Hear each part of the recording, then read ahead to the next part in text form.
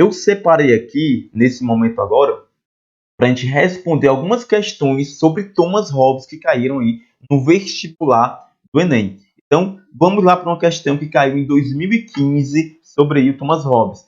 Antes de mais nada, pessoal, é importante perceber que as questões do Enem, elas seguem um certo padrão, pelo menos na prova de humanas. Geralmente vem um texto para contextualizar a pergunta. Professor, e entre o texto, né, o texto base e a pergunta, aquelas letras pequenas ali é o quê? É a referência de onde é tirado aquele texto. Por exemplo, se a gente pegar essa questão aqui, nós vamos dizer Hobbes, vírgula T, ou seja, Thomas Hobbes é o nome do autor. E logo em seguida vem aí a obra, o texto, que é Leviatã, ou seja, é da obra Leviatã de Thomas Hobbes. Então vamos lá, a questão fala o seguinte: a natureza fez os homens tão iguais quanto as faculdades do corpo e do espírito. Embora por vezes se encontre um homem manifestamente mais forte de corpo ou de espírito mais vivo do que outro, mesmo assim, quando se considera tudo isso em conjunto, a diferença entre um e o outro não é suficientemente considerável para que um deles possa, com base nela, reclamar algum benefício que o outro não possa igualmente aspirar. Para Thomas Hobbes, antes da constituição da sociedade civil, ou seja, antes da criação das leis, do contrato social, quando dois homens desejavam aí o mesmo objeto, o que é que eles faziam? A. Eles entravam em conflito. B. Eles recorriam aos clérigos. C. Eles consultavam os anciões. D. Eles apelavam aos governantes. Ou eles exerciam aí a solidariedade. Pessoal, de acordo com a natureza humana, como o ser humano ele vivia nesse estado de natureza, que era uma guerra de todos contra todos, um ambiente hostil, é claro que nós temos aqui o nosso gabarito, resposta letra A. Eles entravam em conflito. Nós temos mais uma questão aqui, pessoal, que caiu no Enem de 2016. E aqui tem dois textos base e depois a pergunta.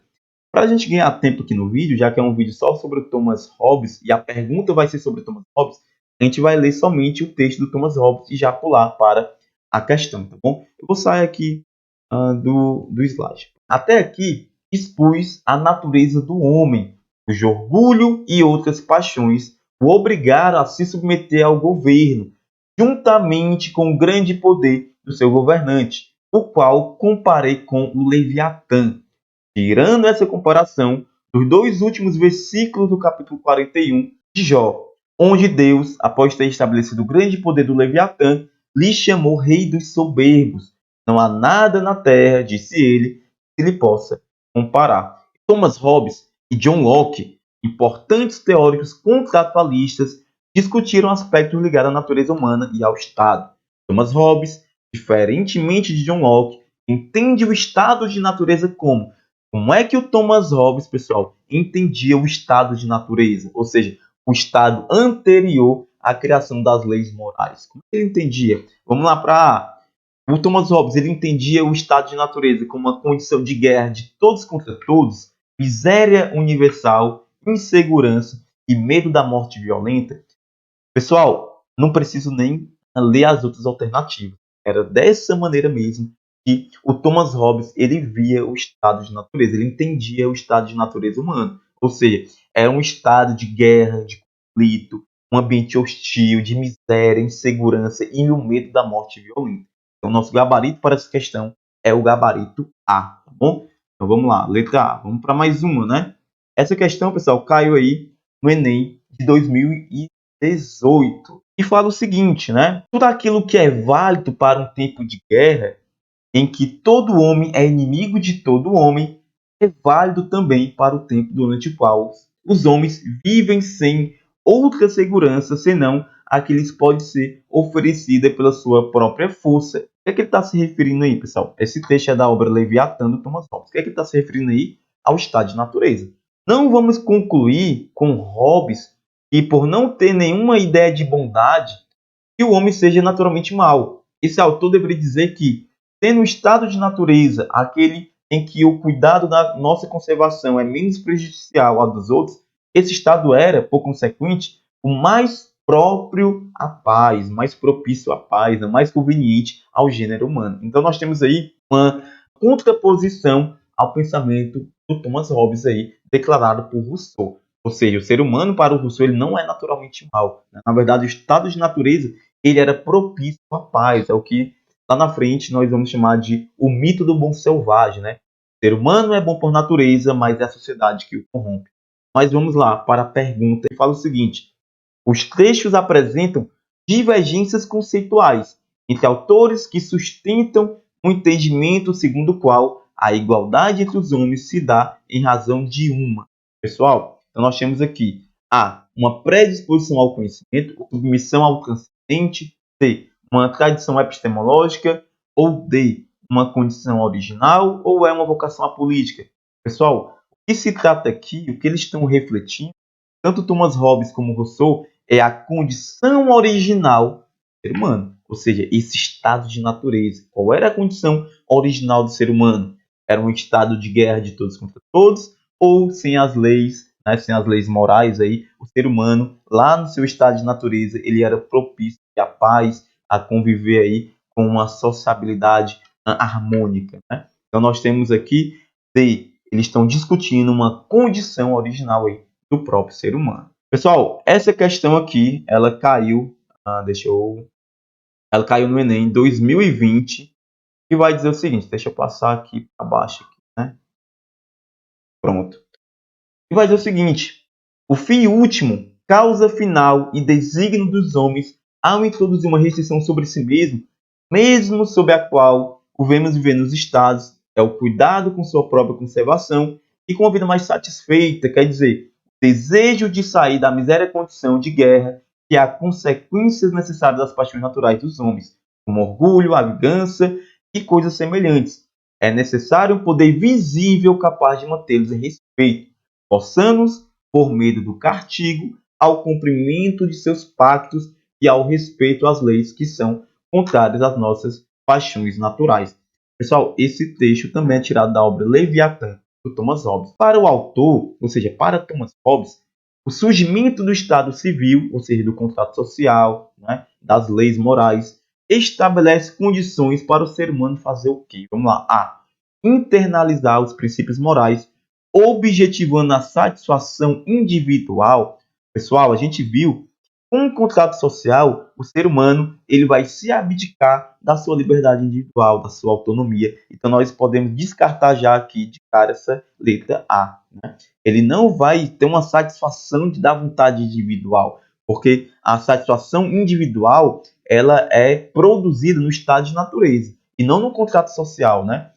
B. Aderir a uma organização política, almejando um estabelecimento do nepotismo. C. Aprofundar sua religiosidade, contribuindo para o fortalecimento da igreja. D. Assegurar o exercício do poder com o resgate da autonomia. Ou vamos lá, pessoal, para a questão né? Obter a situação de paz, com a garantia legal do seu bem-estar. Então, seria essa garantia da situação de paz que motivou os primeiros seres humanos aí, segundo Thomas Hobbes, a criar as leis. Ou seja, fugir do estado de natureza, do estado de guerra de todos e obter uma situação de paz, uma garantia legal do seu próprio bem-estar. Então, foi isso que motivou a criação das leis. Pessoal, mais uma, né, aqui, vamos lá. Essa questão caiu no vestibular da UES, da Universidade Estadual do Ceará, no vestibular 2019.1, que fala o seguinte: é um dito corrente que todas as leis silenciam em tempos de guerras. E é verdade, não apenas se falarmos de leis civis, mas também naturais. E entendemos que tal guerra é de todos os homens contra todos os homens. O livro do cidadão. E a pergunta é o seguinte: o texto de Hobbes se refere a um estado de guerra de todos contra todos, quem seja pelo medo da morte, um estado civil. Vamos lá. O nome dado por Hobbes a esse estado anterior ao pacto social, ou seja, a criação das leis, é A. Leviatã. Pessoal, Leviatã é o nome do texto, é o nome da obra. B. Sociedade civil. C. Estado de natureza. Ou D. Lei natural. Pessoal, o estado anterior ao contrato social, como a gente viu, é o estado de natureza, o qual Thomas Hobbes vai dizer que esse estado era o estado de guerra de todos contra todos, o que a gente já viu aqui na aula de hoje. Pessoal, vamos lá para mais uma aqui, né? Também caiu no vestibular aqui da UES, na Universidade Estadual do Ceará, no vestibular 2019.2.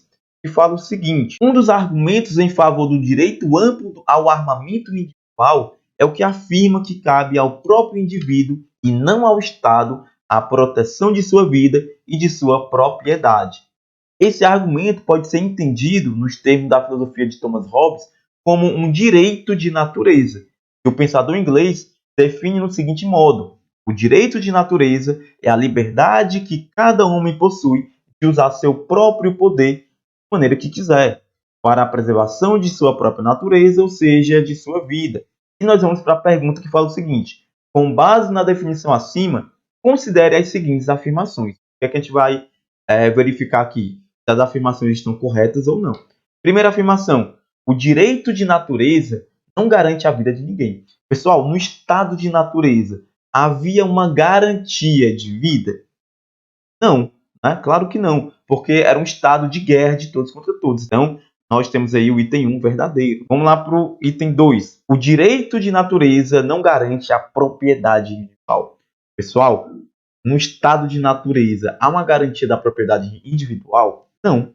Novamente, o estado de conflito, de guerra de todos contra todos. Se alguém quisesse ali obter algo que era seu, era só entrava em conflito, né? Então, não há garantia também nem da própria vida e nem da propriedade individual. Então, o item 2 também, o direito de natureza não garante a propriedade individual de ninguém. Vamos lá ver aqui o terceiro item, né?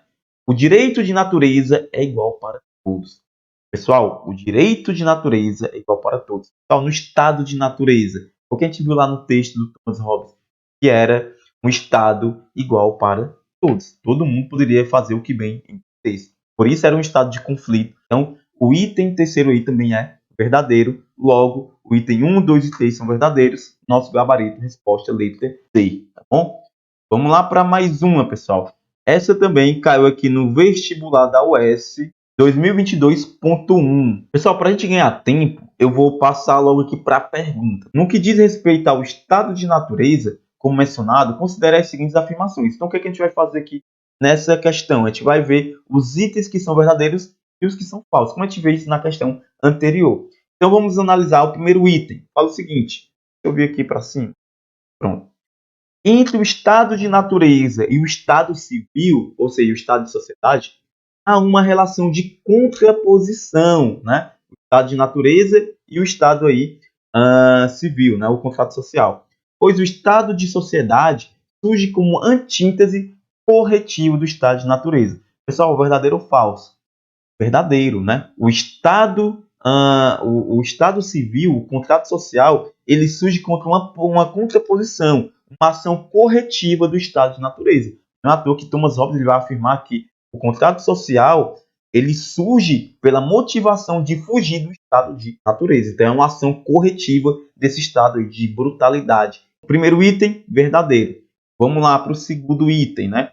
A passagem do estado de natureza ao estado de sociedade ocorre espontaneamente. Pessoal, será que ocorreu de forma espontaneamente essa transição do estado de natureza para o contrato social, para o estado civil? E será mesmo que o ser humano, né, ele tem essa propensão natural ao consenso? Claro que não. O ser humano ele vai ter uma propensão natural para a guerra, né, para a discórdia, para o caos. Então esse item 2 aí está errado, tá bom? Então, de cara, você pode riscar aí o item B, o item C e o item D. Ficou aí o item A. Vamos ler aqui o terceiro item, né, para a gente confirmar que é a resposta A do nosso gabarito aqui. Vamos lá. O estado de natureza é um estado cujos elementos constitutivos são os indivíduos singulares, livres e iguais, mas que vivem uma vida solitária, cruel e animalesca, da qual precisam escapar. E foi isso que aconteceu, né? Quando o ser humano, segundo Thomas Hobbes, resolveu fazer seus pactos sociais para conviver em sociedade, ou seja, escapar do estado aí do estado de natureza, tá bom? Então, resposta aí, pessoal, item A, apenas o item 1 e o item 3 estão corretos. Vamos aqui para a nossa última questão desse vídeo. Caiu no vestibular da UES 2020.2, né? Vestibular 2020.2. E fala o seguinte, pessoal. Também eu vou logo aqui para a pergunta, tá bom? Com base na citação acima e atentando para a compreensão que possuía Thomas Hobbes a respeito da origem das sociedades, ou seja, a origem das leis, a origem dos contratos sociais, das leis morais, é correto afirmar que Hobbes, em concordância com os pensadores da antiguidade grega, entendia a sociabilidade como parte da natureza humana, boa em sua origem, mas tornada má pela corrupção dos valores. Pessoal, se aqui tivesse Rousseau, estaria correto, mas a gente está falando de Thomas Hobbes, né? Primeira coisa, ele não entrou em concordância com os pensamentos da antiguidade, como a gente viu na aula anterior. Aristóteles acreditava, um filósofo da antiguidade, da Grécia Antiga, que o ser humano era um animal social por natureza, o zoon politikon, mas não, né? Segundo Thomas Hobbes, o ser humano ele não tem essa inclinação natural para a sociabilidade, muito embora ele viva em sociedade. E também ele não tem uma natureza aí boa em sua origem, mas sim uma inclinação voltada para a maldade, para o conflito, para a soberba. Né? Vamos lá para o B, né? Hobbes, diferente de Locke, não aceitava a distinção entre estado de natureza e estado civil. Pessoal, claro que o Thomas Hobbes ele vai sim aceitar essa distinção entre estado de natureza e estado civil. São dois momentos, né? E ele faz essa distinção, onde o ser humano, no estado de natureza, vive um estado de guerra de todos contra todos, e no contrato social, ele tenta garantir aí uma situação de bem-estar, de paz, né? Vamos aqui para o C.